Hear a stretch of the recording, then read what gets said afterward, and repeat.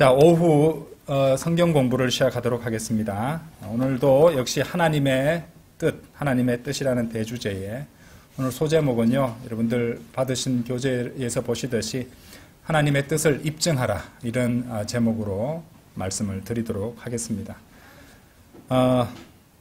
저도 이제 이것을 준비하면서 참으로 많은 것을 배웠고, 또 오늘 이 공부는 또 우리 각자에게 또 중요한 삶의 지침이 될 수 있는, 또 이 성경 공부지만은 또 설교적인 성격도 지니고 있다, 이렇게 보시면 되겠습니다.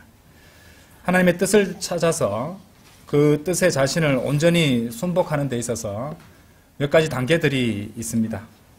그 단계들에 대해서는 우리가 성경 기록을 통해서 발견할 수 있는데, 뭐니 해도 교재에서 보시듯이 제일 먼저 우리가 찾고 보게 되고 따르게 되는 뜻은요, 인간의 뜻입니다. 사람의 뜻.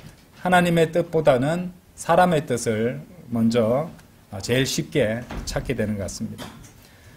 그래서 예외의 경우도 있을 수 있겠지만은 대개 사람이라면은 자연스럽고 가장 쉽게 선택하는 것이 바로 하나님의 뜻이 아닌 자기 자신의 뜻, 인간의 뜻입니다.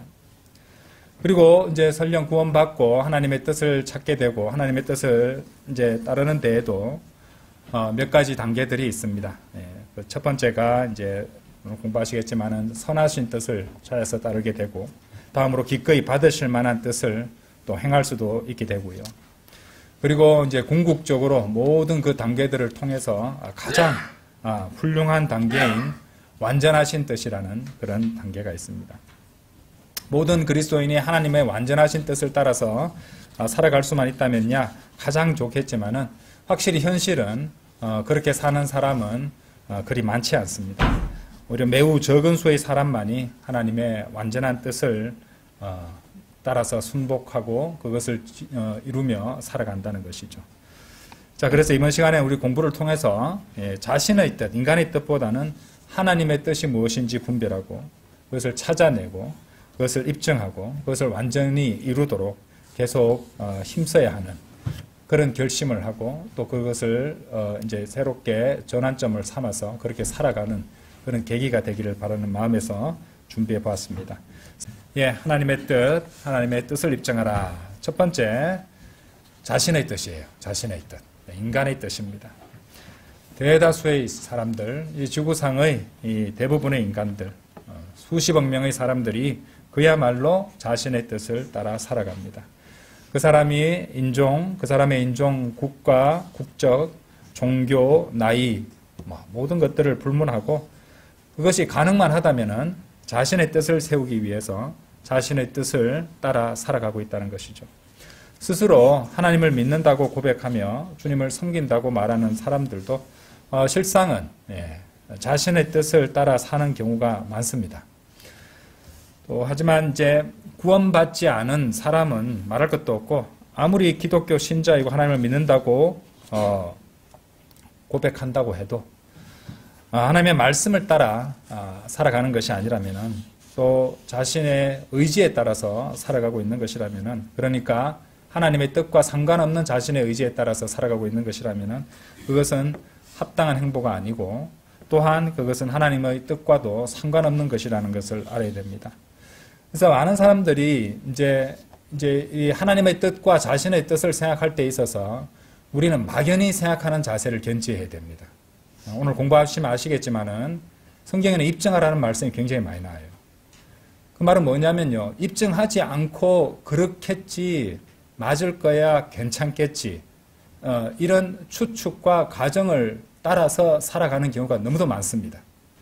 그렇기 때문에 이런 점을 잘 생각해 봐야 된다는 것이죠. 예레미야 10장 23절 한번 열어보세요. 예레미야서 10장 23절. 예레미야서 10장 23절 한번 열어보십시오. 우리가 저번에도 한번 보셨던 말씀인데요, 제가 읽어보겠습니다. 오 주여, 사람의 길이 그 사람 안에 있지 아니함을 제가 아나이다. 그의 걸음들을 인도하는 것이 걸어가는 사람 안에 있지 아니하나이다. 여러분들 이 말씀을 잘 보십시오. 강력하고 위대한 말씀입니다. 그러니까 이 말씀은 사람의 길이라고 하셨어요. 그리스도인의 길, 성도의 길, 유대인의 길, 뭐 이렇게 말씀하시지 않고 사람의 길이라고 성경은 말씀하십니다. 하나님을 믿든지 안 믿든지 사람의 길은 그 사람 안에 있지 않다는 겁니다. 그 사람이 참되게 가야 되는, 참으로 가야 되는 그 합당한 길은 그 사람 안에 있다는 것이 아니에요. 모든 사람을 향한 하나님의 뜻이 있고 그것을 찾아서 그것을 따라 살아가야 되는데 사람들은 어떻게 살아갑니까? 자신의 뜻을 세우고 그것을 좇느라 하나님의 뜻은 거부하고 살아간다는 것이죠. 참 안타까운 일이 아닐 수가 없습니다. 왜냐하면 사람이 자신의 이 길을 찾아서 선택해서 가다 보면요, 큰일 납니다. 왜? 증거를 보여드릴게요. 잠언 14장 한번 열어보세요. 잠언 14장. 잠언 14장 12절 말씀입니다. 잠언 14장 12절. 사람들은 자신이 제일 판단을 잘하고 자기 판단으로 살아가면 다 잘 될 거라고 생각하지만은 잠언 14장 12절은 여기도 사람이라고 나왔죠. 그죠? 사람에게 옳게 보이는 길이 있으나 그러면은 그 사람이 선택한 자신의 길이잖아요. 사람에게 옳게 보이는 길이 있으나 그 뒤에 뭐라고 말씀하십니까? 그 끝은 죽음의 길들이라. 성경은 그렇게 말씀하십니다. 옳게 보이는 길들. 사람마다 자기가 보기에 옳게 보이는 길들대로 가는 거 아닙니까? 그죠? 그런데 성경은 그 뒤에 죽음의 길들이라고 분명히 말씀하십니다. 그래서 그리스도인만, 구원받은 사람만 하나님의 뜻을 찾아서 살아가야 되는 것이 아니에요. 이 지구상에 사는 모든 인간들은 하나님의 뜻을 찾아야 됩니다. 안 그러면요, 결국에는 죽음의 길들로 접어들어서 나중에는 돌이킬 수 없게 되어버린다는 것이죠. 그렇죠? 자, 하나님께서는 모든 사람들에게 대한 뜻이 있으시고 그 뜻에 따라 살아가기를 원하십니다, 여러분들. 이제 그 중에서도 이 세상으로 들어오는 모든 사람들, 이 본성적인 사람들이 가장 먼저 시급하게 따라야 되는 것이 그 하나님의 뜻이 있습니다. 디모데전서 한번 열어보십시오. 디모데전서 2장 4절입니다. 자, 여기도 사람들이 나옵니다. 그분께서는 모든 사람들을 구원받게 하기를 원하시고 또 진리의 지식에 이르게 하기를 원하시느니라 이렇게 하셨어요. 자, 하나님의 뜻입니다. 하나님의 뜻은 모든 사람들을 창세전부터 구원받기로 정해진 사람만이 아닙니다. 그렇죠? 모든 사람들을 구원받게 하기를 원하시고 또한 또 진리의 지식에 이르기를 원하시느니라고 말씀하십니다. 이것이 모든 인간들, 사람들이 이 지상으로 들어오는 본성적인 사람들, 그죠? 구원받기 전 본성적인 사람들, 모든 인간들이 어떻게 하기를 원하는가? 그게 하나님의 뜻이라는 것이죠. 이 말씀대로 구원받게 하기를 원하시고 또 진리의 지식에 이르기를 원하신다는 것이죠. 하지만 참으로 안타깝고 가슴 아프게도 이 세상을 보십시오. 이 세상 사람들 대부분이 자신의 뜻, 인간의 뜻을 내세우고 그것만 쫓다가 하나님의 뜻과 전혀 상관없는 길을 택해서 지옥을 향해서 돌진하고 있습니다. 지옥으로 가는 길은 모든 선한 의도들로 포장되어 있다. 이런 말도 있어요. 이 세상에서 좋은 대의 명분도 있고 좋은 선한 일, 좋은 일 굉장히 많습니다. 너무 좋아 보이고 너무 합당해 보이고 너무 옳게 보입니다. 그런데 예수 그리스도를 없이 그것을 쫓아가겠다는 것은 결국에는 지옥으로 아주 고상한 길을 고상하게 포장된 길을 통해서 지옥으로 들어가겠다는 그런 죽음으로 이어지는 죽음의 길들을 가겠다는 인간 자신의 의지에 해당한다는 것이죠. 인간 자신의 뜻에 지나지 않는다는 것입니다. 자, 이것이 사람의 뜻입니다. 자신의 뜻. 결국에 하나님과 무관하게 자신의 뜻을 세운다면 결국에는 죽음의 길들밖에 없다는 것이죠. 둘째 사망. 이 세상에서 몸만 죽는 것으로 끝나지 않죠. 성경은 두 번째 사망을 얘기해요. 우리가 다시 태어나는 것, 거듭나는 것을 얘기하잖아요. 다시 태어나고 거듭나지 않으면 두 번 죽게 돼 있어요. 이 두 번째 죽음, 둘째 사망은 이 불과 유황이 타오르는 불의 호수에 던져져서 영원토록 고통받는 것입니다. 그래서 둘 중에 하나를 반드시 선택해. 다시 거듭나든지, 다시 태어나든지, 아니면 두 번 죽든지. 그 둘 중에 하나라는 것이죠. 다음으로 이제 세 단계의 하나님의 뜻이 나옵니다. 저번에도 간단히 공부했었죠. 로마서 12장 2절 한번 열어보십시오. 로마서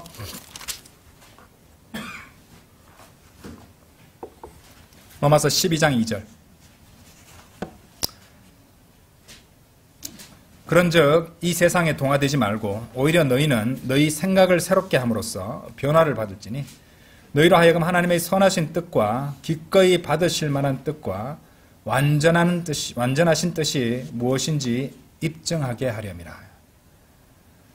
입증이란 말이 나오죠. 그죠? 예. 자, 이제 두 번째로 선하신 뜻입니다. 첫 번째는 자신의 뜻, 인간의 뜻이었어요. 두 번째는 선하신 뜻입니다. 선하신 뜻은 간단히 말해서 하나님의 뜻 가운데서 우리 삶에서 선한 일을 하는 것이에요. 선한 일을 하는 겁니다. 예. 하나님의 뜻에 속하는 첫 번째 단계, 가장 기초 단계의 뜻입니다. 정확하게 말할 수는 없지만은 그리스도인들 중에서 약 한 절반가량, 한 50% 정도는 이런 하나님의 선하신 뜻을 따릅니다. 예. 그래도 교회 다니는 사람이 그러면 안 되지, 뭐 이러면서 이 정도는 한다는 게 있다는 거죠. 예. 그러니까 기본적으로 여러분들 삶에서 하나님의 뜻 가운데 선한 일들을 하는 것이에요. 복잡하고 장황하게 설명할 것도 없습니다. 간단한 것들이에요. 교회에 출석하는 것. 선한 일이죠. 예. 왜냐하면 세상 사람들은 교회 출석하는 게 선한 일처럼 보일 수밖에 없는 게, 어디 이제 계획 잡아서 놀러 가기 바쁩니다. 그렇죠? 예. 그런데 우리는 주님께 영과 진리 안에서 경배 드리기 위해서 교회를 향해서 오잖아요. 그죠? 예. 한번 생각해 보십시오. 우리는 참 당연한 것이지만 세상 사람들 눈에는 바보짓입니다. 예. 나중에 설교야 요약 하나 받아서 그냥 나중에 체크하고 한 달에 한 번 정도 하면 되는 거 아니겠어? 굳이 그 정도면은 되는데 어떻게 매주마다 가니? 수요 기도회까지 어떻게 가니? 이러면서, 예. 하겠죠. 바보라고 손가락질 할 겁니다. 예배에 단정한 복장으로 참석하는 일. 그것도 선한 일입니다. 예. 그렇죠? 요셉이 감옥에 갇혀 있다가 파라오 앞에 나아갈 때 어떻게 했습니까? 면도를 다 하고 좋은 옷으로 갈아입혀서 왕 앞에 나오는 거예요. 우리는 만왕의 왕이자 만주의 주 앞에 나오는 거잖아요. 그래서 우리가 할 수 있는 한 가장 깔끔하게, 깨끗하게 그런 복장으로, 그런 모습으로 주님께 나아가기를 원하는 겁니다. 무슨 이렇게 복장 규정을 정하려는 것이 아니라 하나님 앞에 어떤 마음으로 나오느냐, 이것을 얘기하는 것이에요. 그렇죠? 또 이제 틈날 때마다 하나님의 말씀 듣고 그 말씀에 따라 살아가려고 한다는 것. 또 욕하지 않는 것. 욕하는 사람들이 너무 또 많으니까, 그렇죠? 예. 또 죄를 멀리하는 것. 그리고 간증을 위해서 또 욕은 물론이고 술을 마시지 않는다든지 당연한 것들입니다. 담배 피지 않는다든지 이런 것들. 그렇죠? 예. 이런 것들이 이제 왜냐하면은 우리는 작은 그리스도들이니까 사람들이 우리를 통해서 성경을 읽지 않고 설교를 듣지 않는 사람들은 우리들을 보고 예수 그리스도를 발견하게 해야 된다고 그랬잖아요. 그러니까 우리가 제대로 행동하지 못하거나 우리가 행실을 똑바로 하지 않으면은 주님께서 영광 받으시지 못합니다. 죄인들 사이에서. 그래서 이런 것들을 생각하면서 조심하고 절제하고 이런 것들. 모든 것들이 선한 일들이라고도 할 수 있습니다. 하지만 다시 생각해 보면은 그런 것들은 사실 기본적으로 그리스도인이라면 누구나 해야 되는 것입니다. 그렇죠. 당연히 해야 되는 기본이라는 것입니다.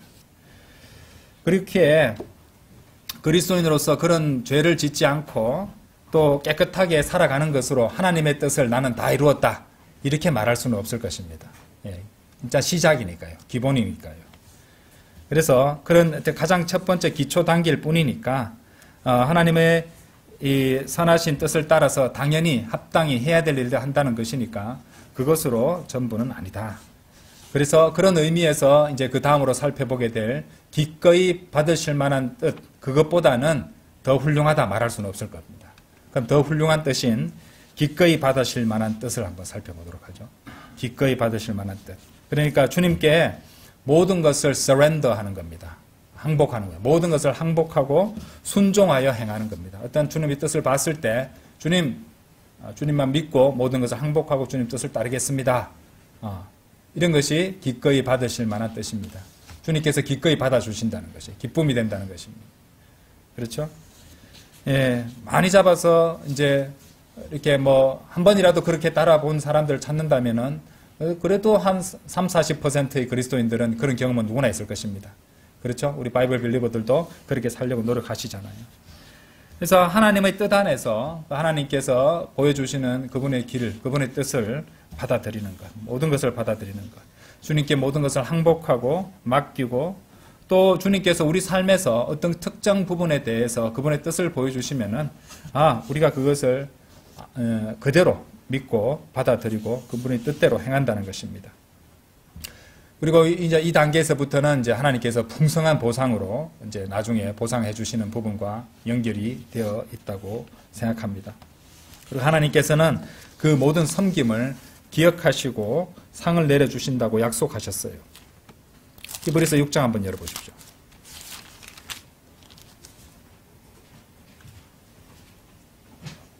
히브리서 6장 9절 10절입니다. 그러나 사랑받는 자들아, 우리가 그와 같이 말하여도 우리는 너희에게 더 좋은 것들과 구원을 동반하는 것들이 있음을 확신하게 되었도다. 더 좋은 것들이라는 말씀 보이죠?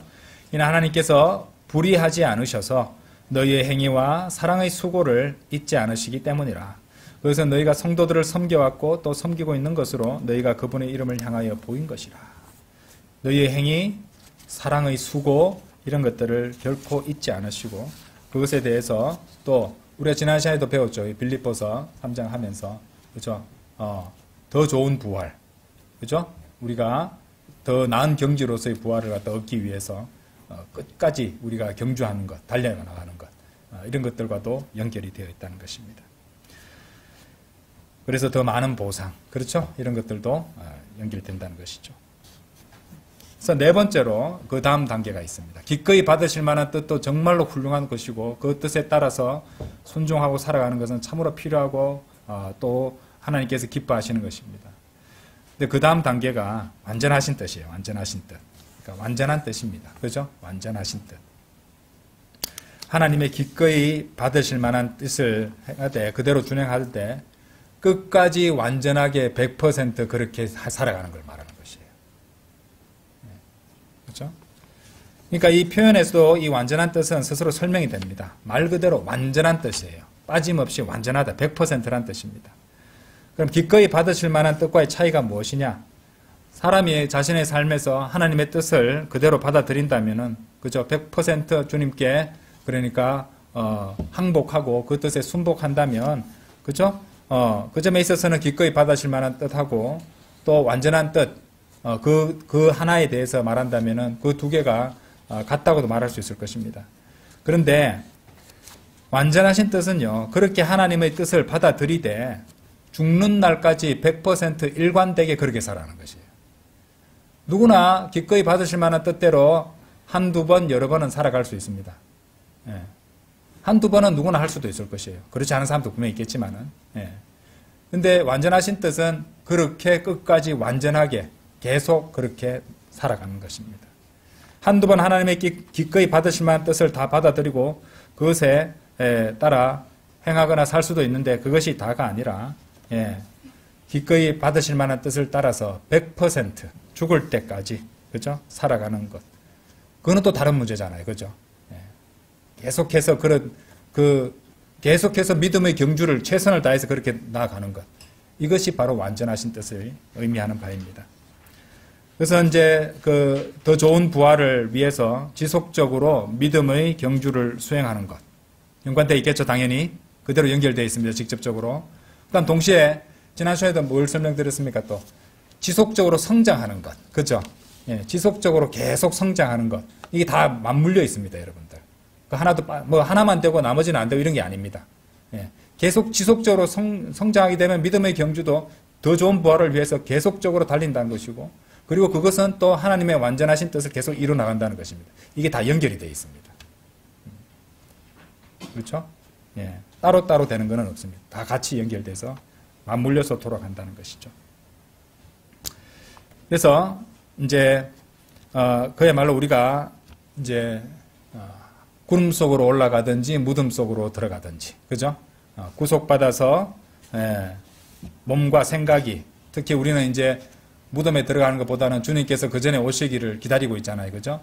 그래서 주님께서 오시면은 어떻게 됩니까? 주님께서 오시면 우리 몸이 구속받아 바뀌잖아요. 우리 몸이 바뀌게 되면요, 제가 말씀드렸죠. 우리 생각도 바뀝니다. 그제는 완전히 바뀌게 될 겁니다.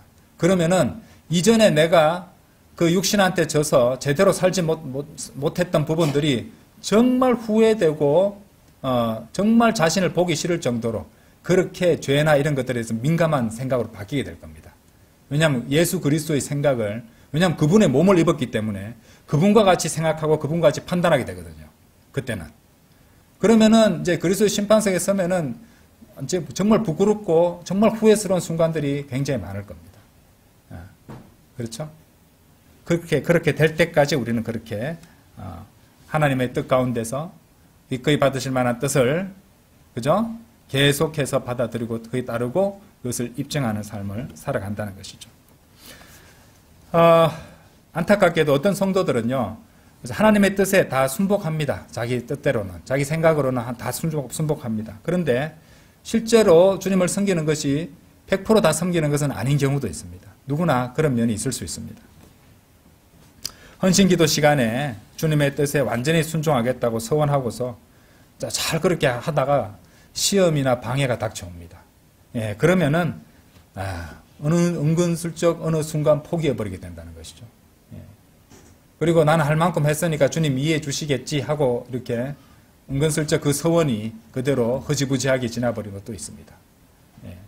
이런 일들이 사실 그렇게 해서 처음에 그렇게 기꺼이 받으실 만한 뜻에 따라서 헌신기도를 하고 그렇게 해서 살아가다가 그 방해나 시험이, 우리가 그리스도인의 삶에서 방해 시험 없는 삶이 누가 있습니까? 다 있습니다. 그렇죠? 근데 그것 때문에 그거 핑계로 그냥 관둬버린다.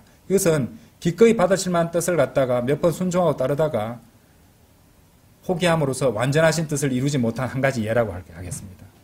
이런 경우가 생겨난다는 것이죠. 그래서 바이블 빌리버들하고 고백한다 해도 얼마든지 이런 경우를 겪을 수가 있다는 것이죠. 자신 생각과 기분으로는 주님의 뜻을 완전히 다 따르고 또 순종하고 있다고 여겨지지만은 하나님께서는 이제 반드시 그렇게 생각하고 있을 때, 이것이 분명히 드러나죠. 제가 그랬잖아요. 초반에도 말씀드렸지만 막연히 그럴 거라고 생각하는 게 굉장히 위험한 생각입니다. 마귀가 그것을 이용해요. 막연히 이만하면 됐지, 이만하면 잘 살고 있을 거야, 이만하면 바르게 선택한 것일 거야, 그렇게 생각할 수 있는데, 그렇게 하는데 하나님께서는 반드시 거기에 대해서 그것을 하나님께서 입증해 보십니다. 그러니까 그 막연한 것들을 분명히 드러나게 하시는 여러 가지, 그러니까 하나님께서 그 섬김이 진짜인지 정말로 하나님의 완전하신 뜻에 따르고 있는지 보시기 위해서 여러 가지 시험을 허락하실 수 있다는 것이죠. 그리고 그 시험을 통해서 이 진면모가 드러난다는 것입니다. 그래서 하나님께서는 때때로 작은 시험을 보내셨다가 그 뒤에 더 어려운 시험을 보내시기도 하고, 때로는 마귀가 공격하도록 허락하시기도 하십니다. 그렇죠. 모든 것을 주관하신 하나님께서 필요하다고 판단하기에 그래서 성도를 공격하게 허락하실 수도 있습니다. 하나님 믿는데 왜 마귀가 저를 공격합니까? 그래서 그렇게 하는 겁니다. 필요하니까. 그것으로서 하나님께서 분명히 내가 숨기고 있는 것, 내가 숨기고 있으면서 내가 모르는 것을 알려주시기 위해서 그렇게 하실 수 있다는 것입니다. 마음속에 깊은 곳에 감춰두었을지도 모를 우상을 드러나게 하실 수 있다는 것이죠. 그죠? 라헬처럼. 자기 아버지의 이 우상 신들을 훔쳐왔잖아요. 그걸 밑에 다 감춰두고 있었잖아요. 다 드러나게 하실 수 있습니다.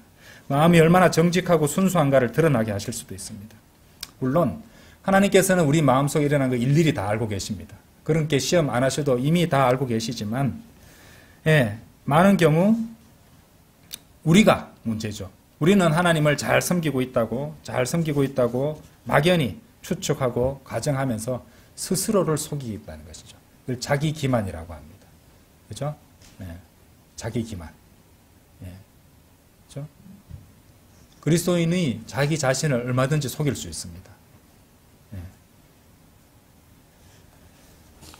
하나님을 속일 수 있는 자는 아무도 없겠지만 자신을 속일 수 있는 자는 제가 봐서는 거의 전부라고 생각합니다. 경우에 따라서는 거의 전부는 자기 자신을 속일 수 있습니다. 저는 그렇게 생각합니다. 자, 그래서 하나님께서는 그런 경우를 해결하시기 위해서 이제 시험, 마귀의 공격 이런 것들을 보내심으로써 우리에게서 가식과 거짓을 제거하신다는 것이죠.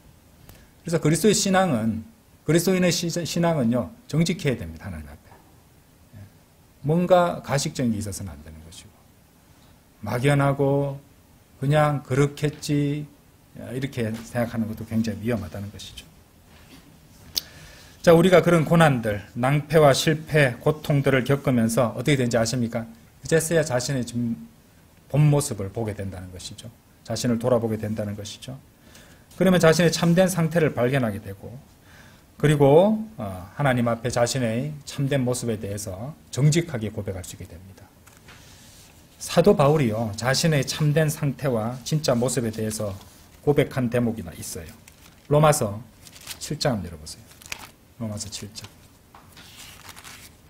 로마서 7장 24절 보세요.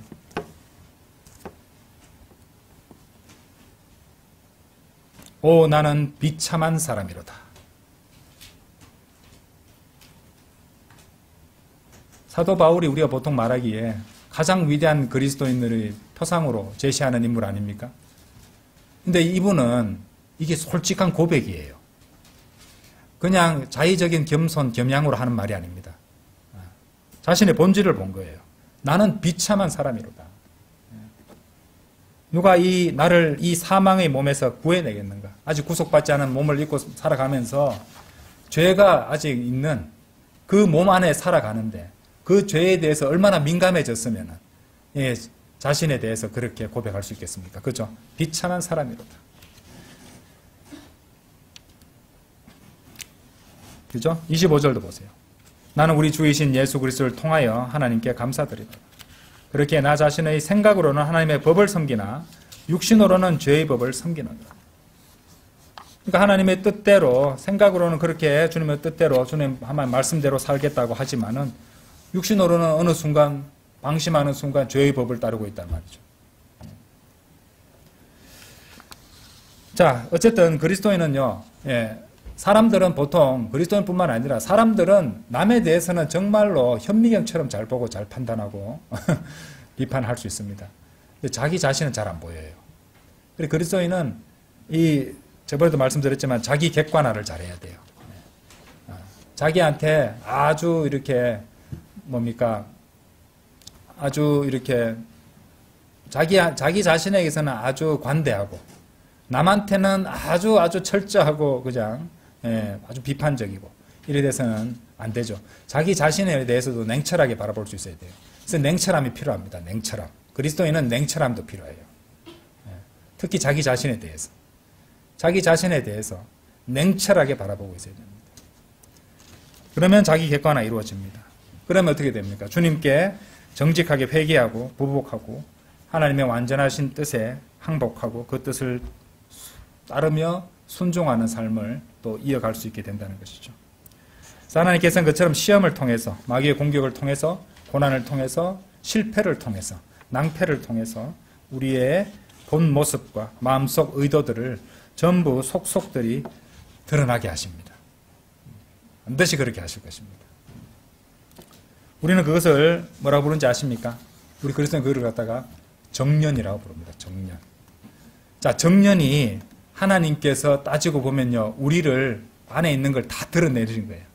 다 드러내서 객관적으로 탁 우리가 볼 수 있도록 만들어 주십니다. 그것이 정년입니다. 시편 66편 열어보세요. 시편 66편.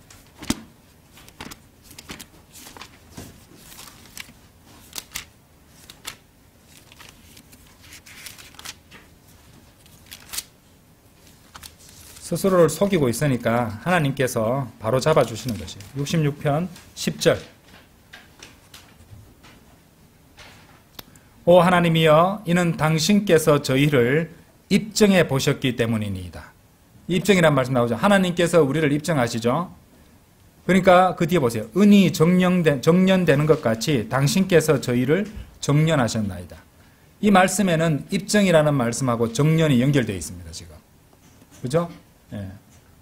그러니까 정신 못 차리고 자기 자신의 상태를 잘 알지 못하니까 자신의 뜻을 따라 살면서 하나님 뜻을 따라 산다고 착각하고 그렇게 살고 있으니까 하나님께서 입증해 보시는 거예요.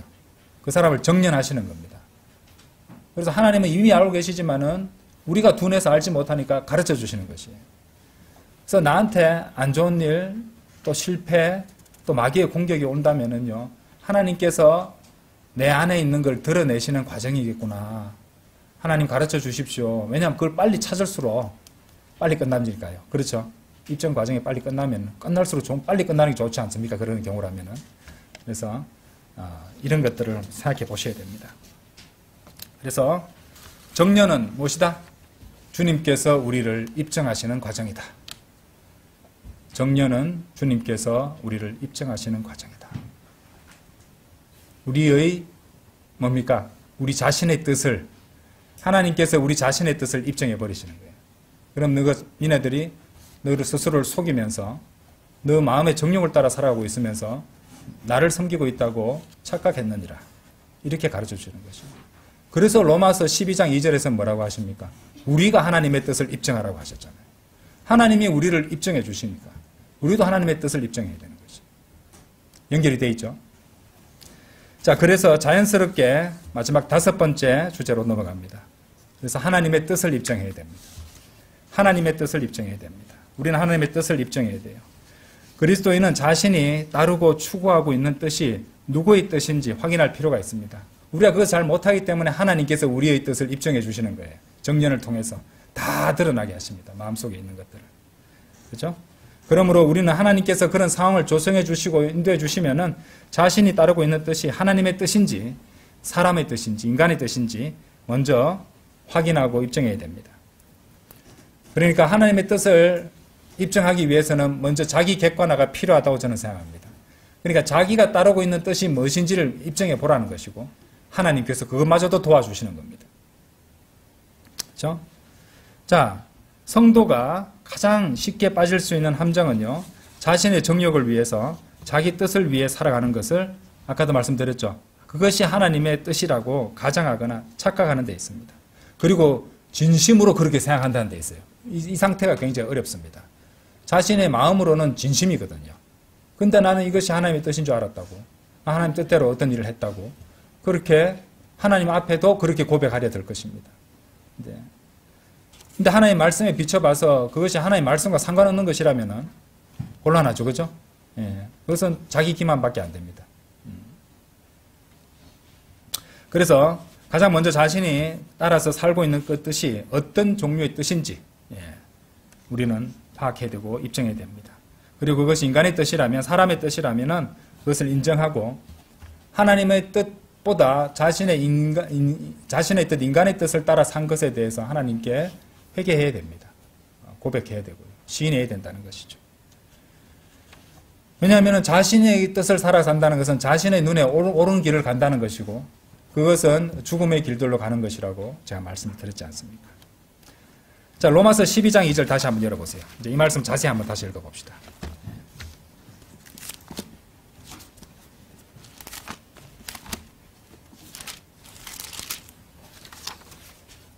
그런 적이 세상에 동화되지 말고 오히려 너희는 너희 생각을 새롭게 함으로써 변화를 받을지니 너희로 하여금 하나님의 선하신 뜻과 기꺼이 받으실 만한 뜻과 완전하신 뜻이 무엇인지 입증하게 하려 함이라. 그러니까 여기 보시면 세상에 동화되지 말고 생각을 새롭게 함으로써 변화를 받으라고 하는데 그 이유가 뭡니까? 바로 하나님의 서로 다른 단계들이 무엇인지 자신의 삶을 통해 입증하게 하려 하심이라고 말씀하시는 겁니다. 그래서 하나님의 뜻을 입증하려면 그 전제 조건이 이제 세상에 동화되지 않고 그렇죠? 생각을 새롭게 하는 것입니다. 그렇죠? 예. 이것이 바로 이 말씀의 근데 핵심은 12장 2절의 핵심은 결국에는 하나님의 뜻을 입증하라는 것입니다. 그렇죠? 입증하는 것은 숨겨져 있거나 아래에 이제 놓여 있던 것이 밖으로 드러나는 거잖아요. 그렇죠? 외적으로 드러나는 것입니다. 그리고 여기 보시면 동화되지 않고 또 생각을 새롭게 하라는 이런 말씀, 생각을 새롭게 함으로써 변화를 받는 것, 이런 것들은 이제 아무래도 내적인 상태이고 내적인 변화부터 시작돼야 된다, 이 말씀을 하고 있는 것이고, 그리고 외적으로 입증을 하는 것이 드러나고 확인될 수 있도록 프루브 하란 말이에요. 프루브. 입증할 때 그 영어 단어 보시면 프루브입니다. 프루브. 그렇죠? 이처럼 뭐든지 그리스도인은 막연하게 해서는 안 돼요. 그냥 추측 삼아 그랬겠지, 됐겠지, 이걸로 됐겠지 하는 것보다는요, 하나님께 이것이 입증되도록, 분명하도록, 분명한 것을 갖다가 찾아서 붙잡는 그런 자세를 지니고 있어야 됩니다. 가장 기본적인 뭘까요? 구원입니다. 구원. 예. 내가 받은 구원이 정말 맞는 구원인지, 바르게 믿었는지, 그죠? 그래서 이제 바이블 빌리버 부모들은요, 자기 자녀들이 너무 어릴 때 구원받아가지고, 그 구원이 정말로 구원받은 것인지 잘 살펴보고 필요하다면 확인도 하는 겁니다. 예. 그런 마음으로 하는 거잖아요. 그죠? 또 어떤 사람은 평생을 그리스도인이라고 했지만 알고 봤더니 자기 받은 구원이 아니라는 걸 알고 다시, 자신의 그 구령을 받아서, 영접기도 하고 해서 구원받은 경우도 있다고 하잖아요. 예. 영접기도를 그 행위를 해서 구원받는다는 말은 아닙니다. 그죠? 은혜로 믿음을 통해서 받는 거니까요. 그래서 어쨌든 그것이 굉장히 중요합니다. 자, 신명기 8장 2절 한번 보세요. 신명기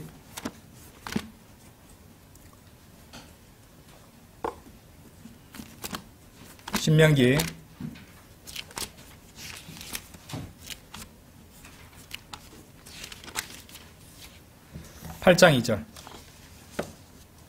그리하여 너는 주 너의 하나님께서 이 40년 동안 광야 가운데서 너를 이끄신 그 모든 길을 기억할지니 너를 겸손하게 하시고, 그 다음 뭐라고 나옵니까? 너를 입증하시어. 자, 잘 보세요. 그 뒤에 네가 그분의 명령들을 지키려 하는지 아닌지 입증하시는 목적이 뭐라고 나옵니까? 너의 마음속에 있던 것을 알려 하심이라. 자, 입증이 어떤 것인지 드러나고 있죠. 그죠? 예. 입증은 우리 마음속에 있는 것이 드러나게 한다는 겁니다. 아까도 우리가 그 앞에서 동화되지 않고 새롭게 함으로 변화를 받는 것은 내적인 것이었잖아요. 그것이 드러나는 거잖아요. 그렇죠? 맞죠? 입증으로서 외적으로 드러나는 것이고, 여기도 보시면은 너를 입증하시어 네가 그분의 명령을 지키려 하는지 아닌지 너의 마음속에 있던 것을 알려 하심이라, 이렇게 말씀하십니다. 다 연결이 되어 있죠?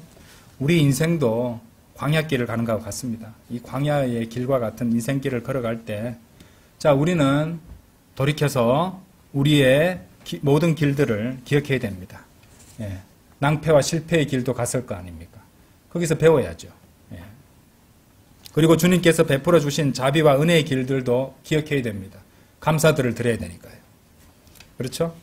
그 길들을 통해서 주님께서 우리를 얼마나 겸손하게 하셨고, 우리가 얼마나 고집센 인간들이었는지, 얼마나 육신적으로 살아왔는지, 그래서 얼마나 징계를 받았고 얼마나 바르게 잡혔으며, 그런 못난 모습에도 불구하고 주님께서는 언제나 우리를 다시 용서해 주시고 다시 일으켜 주셨다는 것을 다 기억해야 됩니다. 하나하나 일일이 다 기억해서 자신을 부인하고 주님께 감사들을 드려야 됩니다. 그죠? 우리 자신의 어리석음, 믿음 없음을 깨닫고 또 주님께 그 모든 것들을 인정하면서 광야길을 걸어갈 때야 비로소 자신을 의지하는 것이 아니라 주님을 의지하고 주님의 인도하심을 구하게 되기 때문입니다. 그리고 주님과 그분의 말씀에 신뢰와 믿음을 두고 살아가고 있다는 것이고, 또 그렇게 자신이 살아가고 있다는 것을 입증해야 됩니다. 입증해야 된다는 것이죠. 자신이 믿는 바대로 거기에 맞춰서 살아가고 있어야 돼요. 그게 입증하는 겁니다. 그래서 시편 26편 2절 말씀대로 우리는 기도하면서 하나님 앞에 우리의 진면목을 다 드러내놓고 다 열어놓고 주님께 인도하심을 구해야 됩니다. 시편 26편 2절에서 오 주여 저를 검사하시고 저를 입증하소서, 저의 중심과 저의 마음을 시험하소서. 우리는 이 기도를 늘 하나님 앞에 해야 됩니다. 하나님께 솔직해지는 기도예요. 예. 고린도후서 6장 한번 열어보세요. 고린도후서. 주님을 섬기는 사역자들이 하나님 앞에 어떤 자세가 되는지 한번 보십시오. 고린도후서 6장 4절부터 나옵니다. 자, 주님을 섬기는 사역자들도 따지고 보면 우리 모두가 그리스도의 종들입니다. 그렇죠? 우리 주님을 섬기는 종들입니다. 자신을 입증해야 돼요. 하나님의 뜻을 따라서 주님을 섬기는 일에는요, 반드시 입증이 그 뒤를 따라야 됩니다. 반드시 입증이 그 뒤를 따라야 돼요. 그리고 그 입증된 것들을 통해서 참된 그리스도의 사역자들의 증거를 드러내고 있어야 돼요. 자, 주님을 섬기는 성도들로서 여러분들의 증거는 어떤 것들이 있는지 한번 비교해 보세요. 고린도후서 6장 4절부터 제가 읽어보겠습니다. 4절부터 10절까지입니다. 그러나 모든 것들에 있어 하나님의 사역자들로서 우리 자신을 뭐라고 되어 있습니까? 입증하나니 많은 인내에서 고난들에서 공공함들에서 괴로움들에서 채찍들에서 투옥들에서 소란들에서 수고들에서 깨어있는 일들에서 금식하는 일들에서 그리하며 순수함으로 지식으로 오래 참음으로 친절로 성령님으로 꾸밈없는 사랑으로 진리의 말씀으로 하나님의 권능으로 오른편과 왼편에 있는 의의 갑옷으로 존경과 오명으로 악평과 호평으로 그리하고 속이는 자들 같으나 그럼에도 진실하며 알려지지 않은 것 같으나 그럼에도 잘 알려져 있고 보라 죽어가는 것 같으나 우리가 살아있으며 징계받는 것 같으나 죽임당하지 아니하였고 슬퍼하는 것 같으나 그럼에도 늘 크게 기뻐하며 가난한 것 같으나 그럼에도 많은 이들을 부유하게 하고 아무것도 없는 것 같으나 그럼에도 모든 것들을 소유하고 있느니라. 여러분의 증거들은 어떠세요? 비교해 보십시오. 사역자만 입증해야 됩니까? 우리 모두가 입증해야 되는 부분들입니다. 따지고 보면. 그렇죠? 또 성도들에 대해서도 사도 바울은 이렇게 말하고 있습니다. 고린도후서 8장 한번 열어보세요. 고린도후서 8장 24절. 이런 이유로 너희는 그들에게와 교회들 앞에서 너희의 사랑을 입증해 보이라. 성도의 사랑을 입증해 보라는 겁니다. 성도의 사랑을, 너희의 사랑을 입증해 보이라. 그리고 너희를 대신하여 우리가 자랑한 것에 관해서도 입증해 보이라. 이 성도들을 정말 훌륭한 성도들이고 정말 모범적이고 나는 이 성도들을 자랑합니다. 그렇게 자랑했는데 실제로 그렇게 안 하면은 자랑한 사람이 뭐가 됩니까? 입증하라고 하잖아요. 그렇죠? 그만큼 사역자들은 이 성도들에 대해서 기대하고 또 어디 가서 자랑하고 싶은 마음을 갖고 있는 것이에요. 그리고 그 기대와 주님께서 우리에게 얼마나 많은 기대 갖고 계시겠어요. 사역자뿐만 아니라 그 기대에 부응하기 위해서 자신을 입증하며 살아가야 된다는 것입니다. 자, 어쨌든 주님의 일꾼이든지 교회의 구성원이든지 누구라도 신뢰할 만하고 신실한 성도로 지속적으로 드러나고 입증되고 있어야 된다는 것입니다.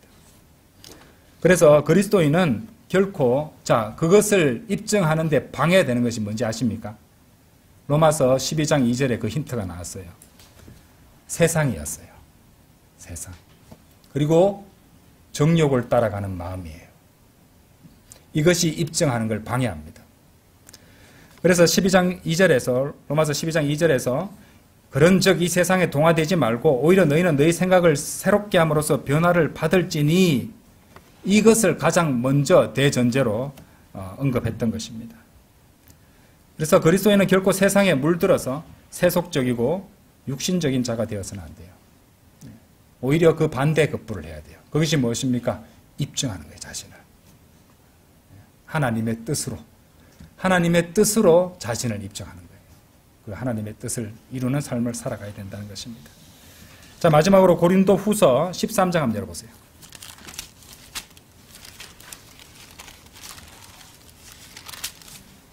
고린도후서 13장 5절.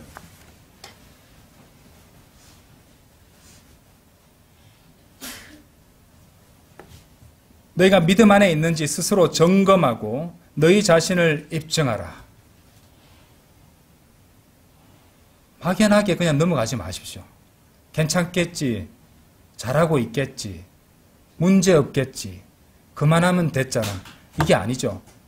사도 바울의 권면은 뭡니까? 점검하라는 것이에요. 그리고 뭐라고 말합니까? 입증하라고 그럽니다. 너희가 믿음 안에 있는지 스스로 점검하고 너희 자신을 입증하라.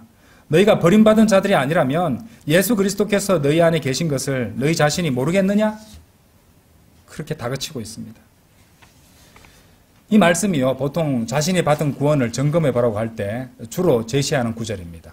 그런데 여기서 말씀드렸죠. 믿음 안에 있는다는 것은요, 구원받은 것도 말하지만 단순히 구원받은 것만을 말하는 것이 아니에요. 예. 믿음 안에 있는 것은 뭐냐면요, 그 믿음을 입증하며 사는 삶이에요. 자신이 받은 그 구원될 구원, 그리고 자신이 믿는 바대로 살아가는 거예요. 예. 아시겠어요? 예. 그리스도인으로서 여러분이 믿어야 하는 것 안에 바르게 established, 정립되고 확고히 서 있는가, 그리고 세워져 있는가, 그 믿음 안에서 바르게 행하고 또 그렇게 살아가고 있는가, 그것이 주님의 뜻을 이뤄가면서 살아가고 있는가, 다 포함하는 겁니다. 그러니까 자신이 믿었던 그 구원, 그리고 믿음으로 받았잖아요. 그 내적인 확신과 그 믿음이 안에만 머물고 있는 것이 아니라 외적으로도 드러나는 삶을 살아가는 것, 이것까지 다 포함하는 것입니다. 믿음 안에 있다는 것은. 그렇죠? 그래서 우리가 이미 배웠던 말씀과 연결된 것을 깨닫게 돼요. 빌립보서 돌아가 보세요. 바울 서신이니까 다 연결이 됩니다. 여러분들 놀랍죠? 다 연결됩니다. 바울은 그렇게 한결같이 그렇게 계속 가르치고 있었던 것이에요. 빌립보서 2장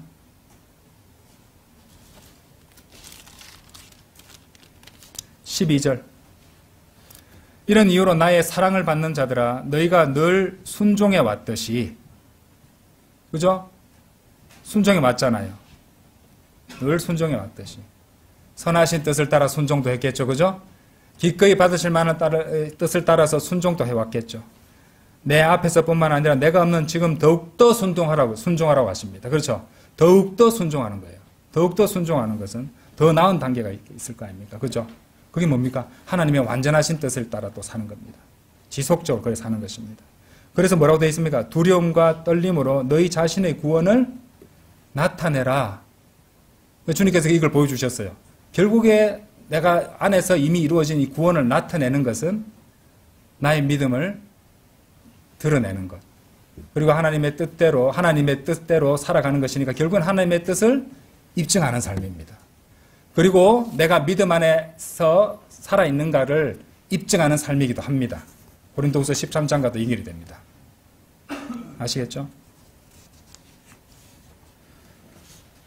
자, 우리 그리스도인은 그리스도께서 우리 안에 내주하시기 때문에 우리는 지속적으로 주님께서 기꺼이 받으시는 뜻대로 하루하루를 지속적으로 살아가야 됩니다. 주님 오실 때까지 그 날들을 다 보는 것이 아니라 하루하루부터 보시는 것이에요. 하루하루. 오늘 하루하루 주님께서 기꺼이 받으실 만한 뜻을 순종하며 살아가겠다. 선하신 뜻을 이루는 것은 물론 기꺼이 받으실 만한 뜻을 따라 하루하루 살아가겠다. 그렇게 하루하루를 계속 이어가는 것입니다.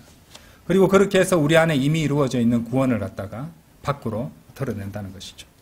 복음을 전하는 것도 될 수 있고 상대방이 나를 통해서 그리스도를 발견하게 되는 그런 모습으로 살아가는 것 다 포함될 것입니다. 그렇죠? 또 그렇게 하루하루 계속해서 살아간다면 하나님의 완전하신 뜻대로 살아가는 삶을 이어갈 수 있게 됩니다. 그리고 그것은 자신의 육신을 따르거나 육신을 신뢰하는 삶이 아니라 오직 주님만을 구하고 주님의 뜻대로 그분의 말씀대로 살아가는 것입니다. 사람이 건강하고 모든 일이 잘 풀릴 때는 누구를 신뢰할까요?